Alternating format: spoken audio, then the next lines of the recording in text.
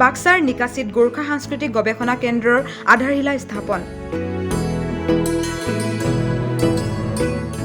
গোৰ্খা উন্নয়ন পৰিষদৰ অধ্যক্ষ প্ৰেম তামাঙে স্থাপন কৰে আধাৰশিলা। গোৰ্খা জনগোষ্ঠীৰ পৰম্পৰাগত লোকসংস্কৃতিসমূহৰ সৰ্বাংগীন বিকাশ আৰু সংৰক্ষণৰ বাবে এই কেন্দ্ৰটোৰ আধাৰশিলা স্থাপন কৰা হয়। সাংস্কৃতিক গৱেষণা কেন্দ্ৰটো নিৰ্মাণৰ বাবে গোৰ্খা উন্নয়ন পৰিষদৰ পৰা আবণ্টন দিয়া হয় 17 লাখ টকা।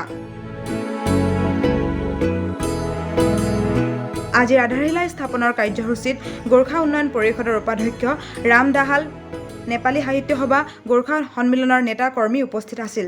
উন্নয়ন পৰিষদ অসম চৰকাৰে যোৱা 4টা বছৰে আমাৰ টিমকে আমাৰ অসমৰ বিভিন্ন প্ৰান্তত বসবাস কৰা গোৰ্খা বহুল অঞ্চলত বসবাস কৰা গোৰ্খা জনগোষ্ঠীৰ ৰাইজৰ হকে অসম চৰকাৰৰ মাননীয় মুখ্যমন্ত্ৰী ডক্টৰ হিমন্ত বিশ্ব শৰ্মা ডাঙৰীয়াৰ নেতৃত্বত চলি থকা আজি এই চৰকাৰখনৰ সম্পূৰ্ণ সহযোগত আজি গোৰ্খা ডেভেলপমেণ্ট কাউন্সিলে বিভিন্ন উন্নয়নমূলক আঁচনি আমি ৰূপায়ণ কৰিবলৈ সক্ষম হৈছোঁ। তাৰ কাৰণে মুখ্যমন্ত্ৰী ডাঙৰীয়াক বিশেষভাৱে ধন্যবাদ দিছোঁ।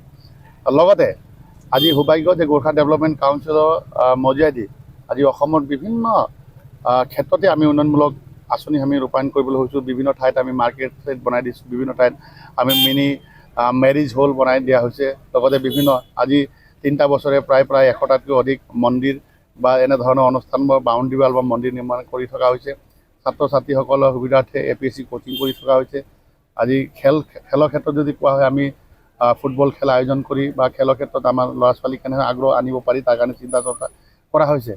সেই ঠিক তেনেধৰণে আমাৰ বিভিন্ন আঁচনিৰ লগতে আজি আহি বাক্সা জিলাৰ অন্তত নিকাচি এই অঞ্চলত বসবাস কৰা গোৰ্খা বসতি প্ৰধান অঞ্চল আজি মানে গোৰ্খা সন্মিলন বাক্সা জিলা সমিতিয়ে বিশেষকৈ তেওঁলোকৰ কাৰ্যালয়ৰ কাৰণে এক আবেদন কৰিছিলে আৰু আমি তেওঁলোকক সন্মান জনাই 17 লাখ টকা এককালীন ৰূপে অফিচৰ নামত আমি প্ৰদান কৰিছিলোঁ।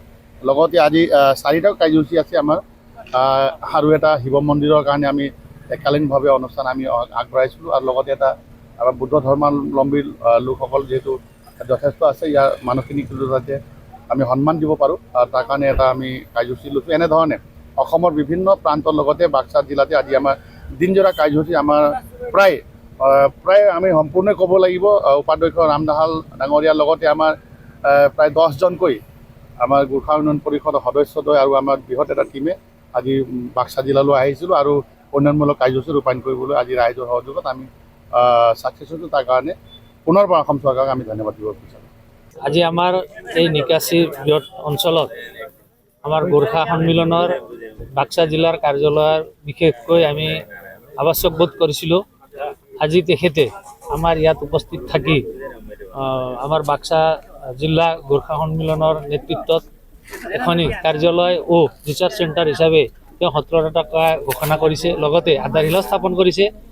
আমি ভাবোঁ যে নিশ্চয় এই কাৰ্যালয়টো অতি সোনকালে সম্পূৰ্ণ হৈ উঠে আৰু লগতে আমাৰ ইয়াত নিকাচি নেপালী সাহিত্য সভাত 24 লাখ টকা যোৱা বছৰ অনুদান হিচাপে দিছিল যদিও এইবেলিলৈকে উক্ত কাৰ্যালয়টো আৰম্ভ হোৱা নাই।